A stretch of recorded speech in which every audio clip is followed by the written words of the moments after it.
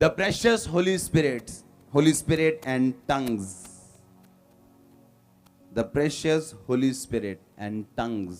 अपने पड़ोसी को बोलो, बहुमूल्य पवित्र आत्मा और गैर भाषाएं। आमीन। कितने लोग कल यहां पे मौजूद थे? अपने हाथों को उठाओ। अगर आप कल यहां पे मौजूद थे, आपको अच्छी तरह से और समझ आएगा, दूसरों को भी आएगा, लेकिन आपको ज्यादा अच्छी तरह से आएगा। अपने हाथों को उठा के मनन करो 1 सेकंड के लिए कि परमेश्वर जितना वचन मैं सुन रहा हूं वो 100 गुना फल लेके आए।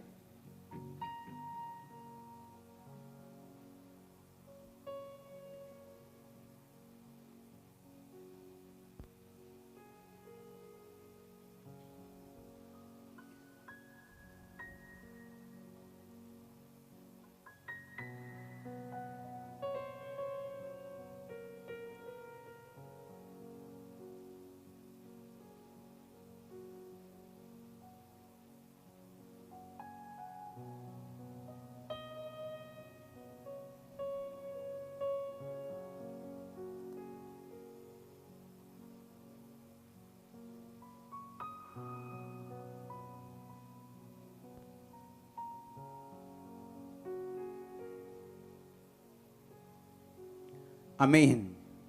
पहला कुरिन्थियों 14 उसकी 1 आयत में लिखा, प्रेम का अनुकरण करो और आत्मिक वरदानों की भी धुन में रहो, विशेष करके ये कि भविष्यवाणी करो, क्योंकि जो अन्य भाषा में बातें करता है वह मनुष्यों से नहीं परंतु परमेश्वर से बातें करता है, इसलिए कि उसकी बातें कोई नहीं समझता, क्योंकि वह भेद की बातें आत्मा में होकर बोलता है। परंतु जो भविष्यवाणी करता है वह मनुष्यों से उन्नति, उपदेश और शांति की बातें कहता है। जो अन्य भाषा में बातें करता है वह अपनी ही उन्नति करते हैं, जो भविष्यवाणी करता है वो कलीसिया की उन्नति करते हैं। ऊंची आवाज में बोलो आमीन। इसमें लिखा, प्रेम का अनुकरण करो और आत्मिक वरदानों की भी धुन में रहो।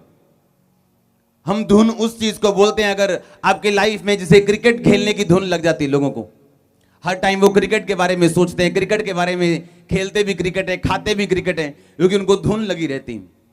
बाइबल कहती है आपको इस तरह से धुन लगनी चाहिए पवित्र आत्मा के वरदानों की, क्योंकि आप एक बात जानते हो कि आप लड़ाई में हो और आपके हथियार जो है वो शारीरिक नहीं, हमारे हथियार तलवारें नहीं, लाठियां नहीं, सोशल मीडिया नहीं, हमारा हथियार जो है वो आत्मिक है। और बाइबल कहती है कि परमेश्वर ने आपको गिफ्ट दिए उन आत्मिक हथियारों के रूप में जो पवित्र आत्मा के द्वारा हर एक विश्वासी को दिए जाते हैं। जोर से बोलो हालेलुया। अगर मैं एक जगह पे आपको भेजूं कि ये पहाड़ पे जाओ और इस पहाड़ को काटो और इसको समतल कर दो, इसको ग्राउंड बना दो, तो मैं आपको खाली हाथ नहीं भेजूंगा, मैं आपको जेसीबी मशीनों के साथ भेजूंगा, मैं आपको वो बम के साथ भेजूंगा जो पहाड़ फोड़ते हैं, काटते हैं, मैं आपको सारे हथियारों के साथ भेजूंगा अगर मैं आपको किसी काम के लिए भेजूंगा। उसी तरह से परमेश्वर ने कहा, तुम जानते हो कि तुम्हारी लड़ाई जो है वो शैतान से है, मांस और लहू से नहीं। और अगर परमेश्वर ने आपको लड़ाई करने के लिए धरती पे भेजा तो परमेश्वर आपको आत्मिक हथियार भी देगा ताकि आप उस लड़ाई को लड़ सको और जीत सको। अगर आप अपनी लड़ाई को नहीं लड़ते और नहीं जीतते हो, याद रखो, तो रिजल्ट नहीं आता अच्छा। अगर रिजल्ट अच्छा नहीं आता तो क्या आती है? फिर इंसल्ट आती है। और याद रखो, हर एक विश्वासी को एक बात ध्यान में रखनी, अगर हर एक विश्वासी इफेक्टिव विश्वासी बनना चाहते हैं, ऐसा विश्वासी बनना चाहता है जिसको देख के दूसरे लोग परमेश्वर में आ सके या जिसकी गवाही देख के परमेश्वर की महिमा हो सके, उसे ये बात विश्वास में लेके आनी है और समझ के रखनी है कि मेरी जिंदगी में गवाही का होना जरूरी है। और परमेश्वर ने कहा, मैं आत्मिक हथियारों के साथ तुम्हें भरूंगा। और लिखा, परमेश्वर ने पवित्र आत्मा दिया और वो पवित्र आत्मा के 9 वरदान इस 14 कुरिन्थियों की 1 से लेके पूरी आयत तक लिखे। सब बोलो हालेलुया।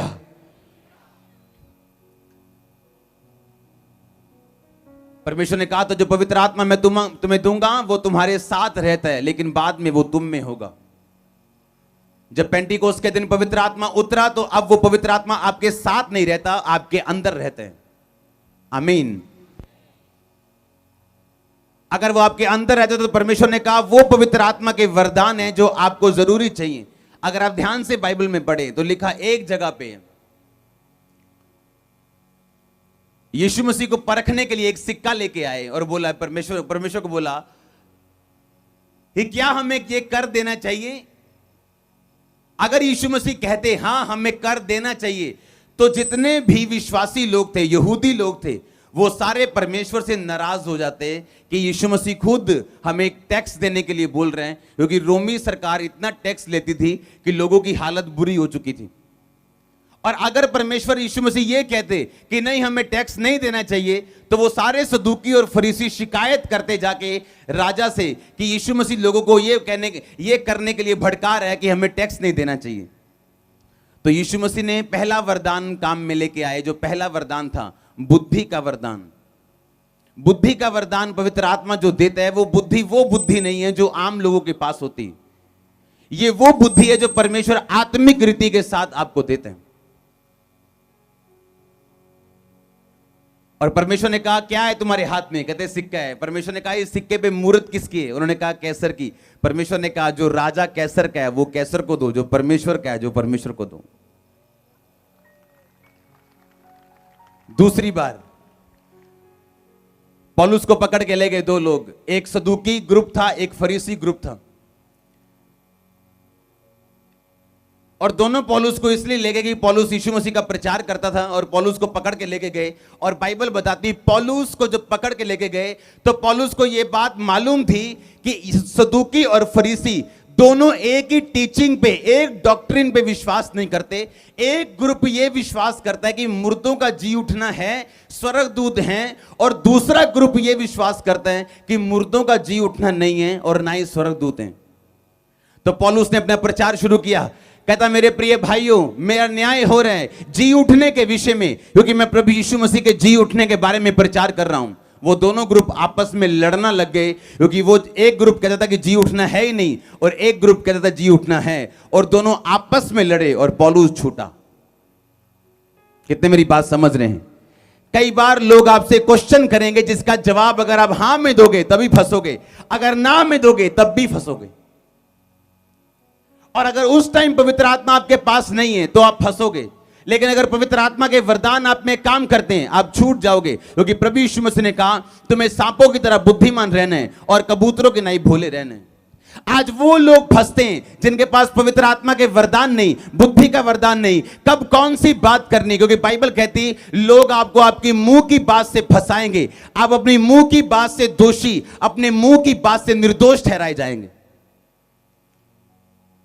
कितने मेरी बात को समझ रहे हैं? हां, पवित्र आत्मा का वरदान, उसके दान आपकी जिंदगी में जरूरी है, हां या ना? अपने पड़ोसी को बोलो ध्यान से सुन, आमीन। लिखा जो गैर भाषा में बातें करता है वो अपनी उन्नति करते हैं, जो भविष्यवाणी करता है वो कलीसिया की उन्नति करता है। अगर मैं भविष्यवाणी करूं और भविष्यवाणी वाला आगे आए और वो डिलीवर हो और वो शैतान उससे निकले, तो इससे मुझे कोई फायदा नहीं, क्योंकि ये आपको फायदा होता है, आपका विश्वास बढ़ा, आपने परमेश्वर के काम देखे, लेकिन मुझे फायदा नहीं। लेकिन अगर मुझे फायदा चाहिए तो मैं गैर भाषाओं में बातें करूंगा। मैंने वो कल गवाही बताई कि जब मैं गैर भाषा में, परसों परमेश्वर ने कहा गैर भाषा में बातें करने के लिए, प्रार्थना करने के लिए, और लगातार 9:30 से 10, 11, 12, 1, 2, 3 लगातार जब मैं गैर भाषा में प्रार्थना कर रहा था, सुबह मुझे मालूम हुआ कि एक चोर है यहां पे जो पकड़ा गया और अब वो जेल में है। आप नहीं जानते आपका मित्र कौन है, आपका शत्रु कौन है, आपका पड़ोसी कौन आपके लिए डिवाइन हेल्पर है और कौन डिवाइन शैतान है, एक दुष्ट आत्मा है आपकी लाइफ में। लेकिन जब आप गैर भाषा में बातें करते हैं आप अपनी उन्नति करते हैं, और जो चीजें आपकी जिंदगी में नहीं चाहिए परमेश्वर उनको वापस भेजते हैं, आपको अलग करते हैं। अगर आप अपनी लाइफ में गैर भाषा नहीं बोल के प्रार्थना करते, और अगर आप 100% भी प्रभु को दो तो भी आपका 100% 10% के बराबर है। मान लो आप बोलो कि मैं 100% प्रभु को दे रहा हूं, मेरी प्रेयर 2.5 घंटे की है, 3 घंटे की है, मैं पूरी ताकत से अपना 100% प्रभु को दे रहा हूं, तभी भी वो 100% दे के भी आपके नंबर 100 में से 10 आएंगे। इसीलिए पौलुस ने कहा जो गैर भाषा में बातें करते हैं वो अपनी उन्नति करते हैं, जो भविष्यवाणी करते हैं वो कलीसिया की उन्नति करते हैं। अगर कलीसिया गैर भाषा की प्रार्थना को ये नहीं समझती, पेंटिकोस्ट के दिन परमेश्वर कोई और काम भी कर सकते थे, लेकिन बाइबल कहती है उसने पवित्र आत्मा को उंडेला, पवित्र आत्मा का बपतिस्मा उंडेला और लोग गैर भाषाओं में बातें करने लगे। आप कैसे गैर भाषाओं में भर सकते हैं? पहली बात, आप गैर भाषा में तभी भर सकते हैं अगर पवित्र आत्मा का बपतिस्मा, पवित्र आत्मा की फायर का बपतिस्मा, कि वो तुम्हें पवित्र आत्मा और आग से बपतिस्मा देगा। अगर आपको पवित्र आत्मा और आग से बपतिस्मा मिले तो आप पवित्र आत्मा से भर सकते हो। आमीन। उसके लिए आपको संगति में होना जरूरी है। चाहे पवित्र आत्मा आपको बाहर मिले, पर आपको आपका संगति के साथ जुड़े रहना जरूरी है अगर आप पवित्र आत्मा के बपतिस्मे को चाहते हो।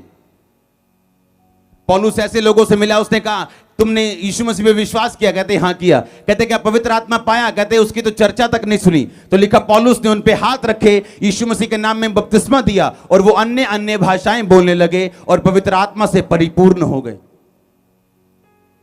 अगर आप पवित्र आत्मा से भरे हुए नहीं हो, गैर भाषा में प्रार्थना करना नहीं जानते, तो अगर आप 100% भी दोगे तो भी 100 में से 10 नंबर आपके आएंगे। इतना जरूरी है गैर भाषा में बातें करना। अब दो तरह की गैर भाषाएं लोग बोलते हैं कलीसिया में। एक गैर भाषा लोग बोलते हैं जब वो दूसरे की सुनते हैं कि सुखविंदर क्या बोल रहे हैं, शाखारा बारा बारा रे बेरे बेरे, तो वो भी बोलते हैं शाखारा बारा बारा बरे बेरे बेरे। ये रॉन्ग गैर भाषा है, ये गैर भाषा नहीं, ये कॉपी की हुई। और एक गैर भाषा है जो आपकी अपने, जो परमेश्वर ने आपको दी है।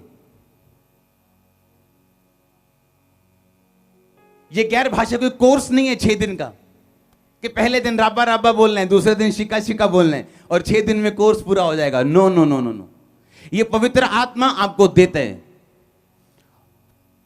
एक दिन मैं एक परमेश्वर के दास के साथ बैठा हुआ था उसके पर्सनल रूम में, और उसने कहा तेरा टेस्ट लेना है। मैंने कहा लो टेस्ट, कोई प्रॉब्लम नहीं।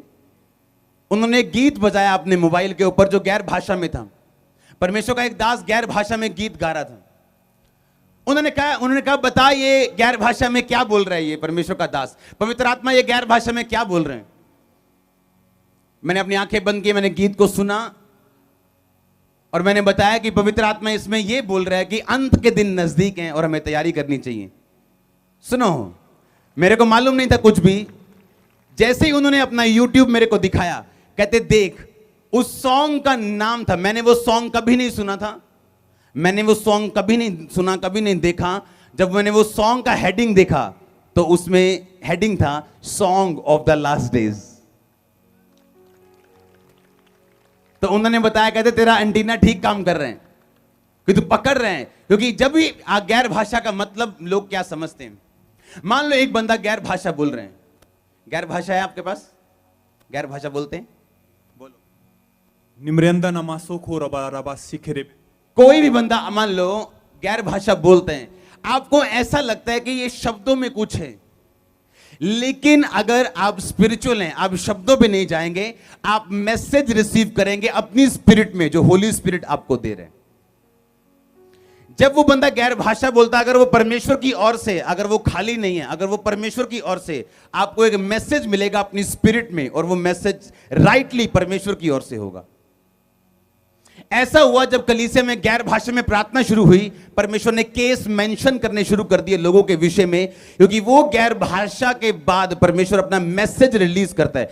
आप जैसे ही गैर भाषा में प्रार्थना करते हो, कई बार परमेश्वर आपको ऐसे स्टेप उठाने के लिए बोलेगा जो आप अपनी प्रार्थना के बाद या अपने दिमाग से या अपनी ताकत से कभी नहीं ले सकते।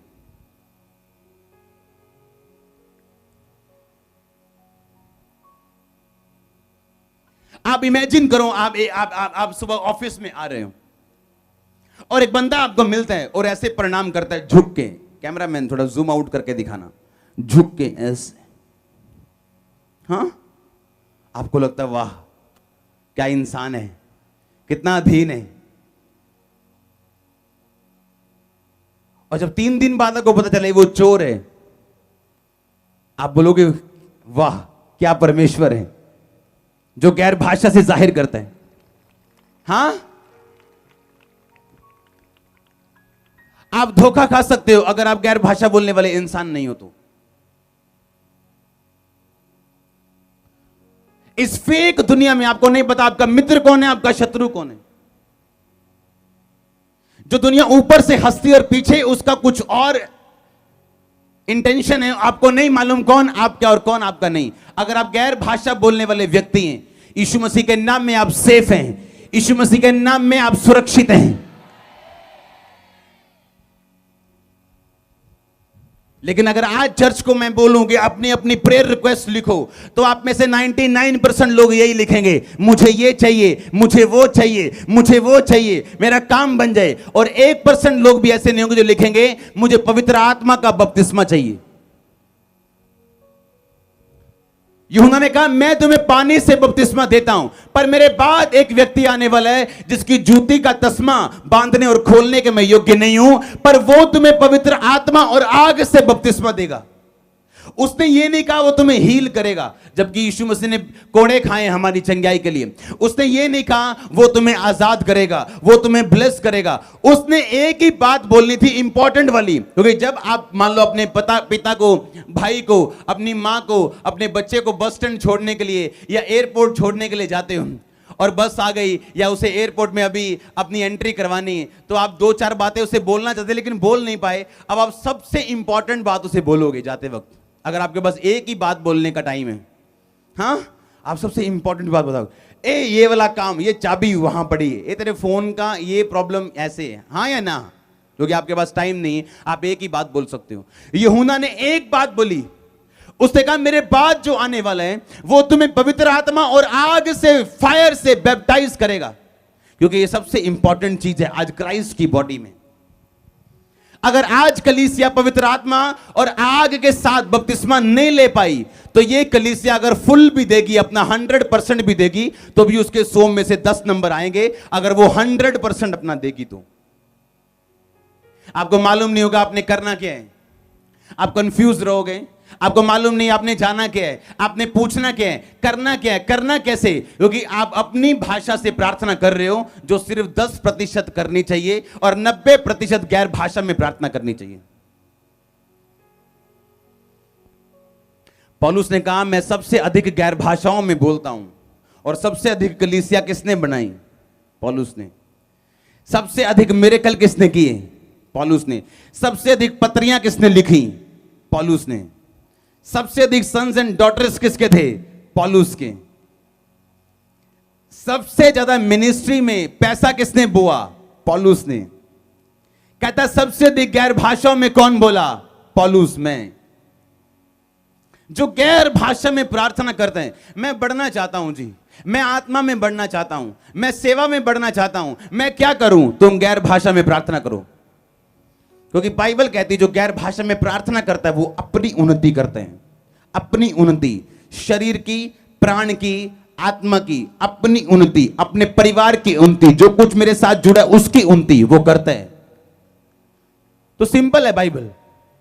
पर अगर आप रोगे और चिल्लाओगे और प्रभु को यही बोले जाओगे मेरी उन्नति नहीं हो रही, मेरी उन्नति नहीं हो रही, आप वो गैर भाषा में आपने 5 मिनट भी कभी प्रार्थना नहीं की, तो आपकी उन्नति परमेश्वर भी नहीं कर सकता, क्योंकि वो बाइबल के बाहर जाके आपसे कुछ नहीं कर सकता। हालेलुया। हमारे चैनल पर प्रभु यीशु मसीह जी का प्रचार सुनने के लिए धन्यवाद। इस चैनल को ज्यादा से ज्यादा सब्सक्राइब करें और शेयर करें।